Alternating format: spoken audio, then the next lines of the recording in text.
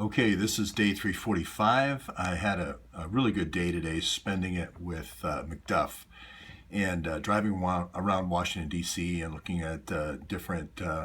We toured some Masonic sites, and we talked a lot about his father and his kind of fight against the CIA. We talked about the Fort Hunt Agreement.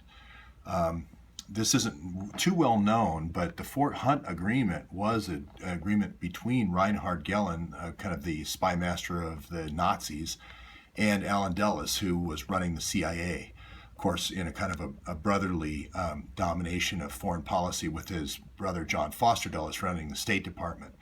So anyway, it was just a very good day talking about just the different control mechanisms the CIA uses, gang, counter gang, create conflict between two groups in order to, get the money, basically.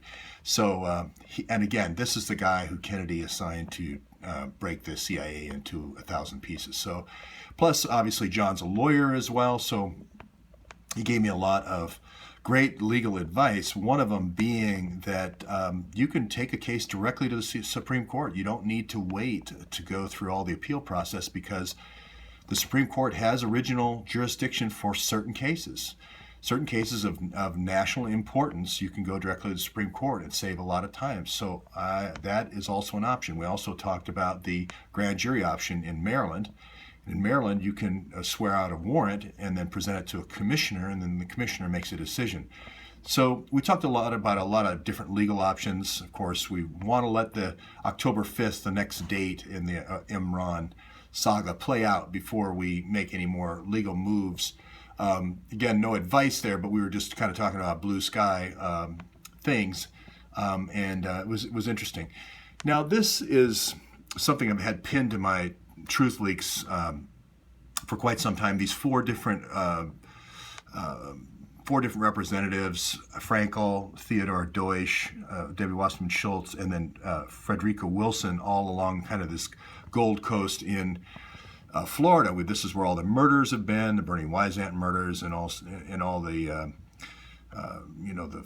the lawsuits with the Democratic National Committee, a lot of the immigration lawyers dying down here, and so forth. So this is a very troublesome spot. This is also where Imran has this car importing business and this rice importing business in Miami and so forth, in Jacksonville. So a lot of action going on here.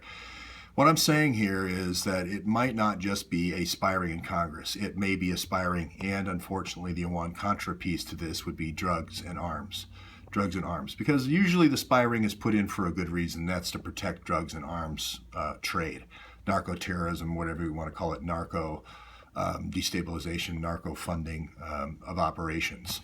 So one of the other things that came out of the research this morning was, again, the way that there's two key material witnesses so far in the case. Obviously, that's going to be, Andre Taggart broke the case open, and then Laurel opened the case up more as a second witness against, Andre mainly testified kind of against Imran, but then Laurel testified and I possibly identified Rayo Abbas.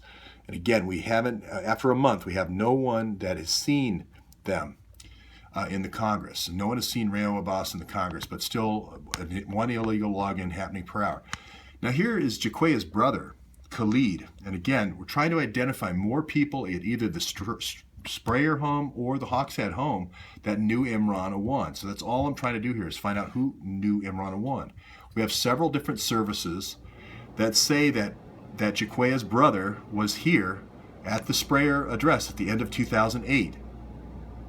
Now that would have been when Obama had already won the re-election, so we don't know if those things are related or at all. We don't know if there's any overlap with Imran Awan, but it's worth following up with Jaquaya to see if she knows Imran Awan. It's worth following up with Khalid if they know Imran Awan. All I'm asking for is to come forward, do a little piece on one of the YouTube channels out there, and move forward. So I published a couple of little excerpts from the Intercept, just for people who haven't read the article. August 30th, 2017, now 30 days old now. Didn't get any publicity because it was over the Labor Day weekend. But here it is, you know, the Abu Dhabi women were brought to the apartment. This is by the ambassador now, by the ambassador. Pick the one you want. So the idea of a kept woman here in Washington, D.C. may not be so far-fetched. Had several women come forward saying, oh, by the way, I did get married in Iraq or in UAE, and this is exactly the harem mentality is what I called it. This is exactly what happens. And I want to finish off by saying I do videos during the day a lot, what I call working videos, and they're basically small scientific experiments, etc., small things of the day for people who really want to follow on the shoulder of the reporter. And then I delete them because I don't want to be going to 10 different videos to get comments. I more want quickly 5 or 6 quick feedback comments for people who want to be on the shoulder of the reporter. So a lot of times I'll delete a video within 1 hour of doing it, especially if I get the answer I'm looking for in the video. There's no sense in asking that to all the future people and making all the future people who watch the video. It's better just to say the answer in the next video. That's the idea. I keep rolling forward, so I delete the video if I get the answer. I just say the answer in the next video.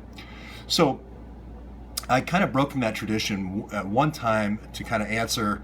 There's a lot of internet attacks and so forth, and even by your own family members. And so I had heard, someone had told me that another internet personality had linked to an unflattering video of mine. I went to the channel, I saw this person's picture, I figured, you know, it was that person, in this case being Jason, had linked to it. And I very quickly commented on it. It was in one of the working videos. It was only up about an hour. But I want to say that Jason called me and said, hey, I didn't do that. So I take him at his word, and I retract that he ever linked to an unflattering video. Okay, that's it for today. Thanks.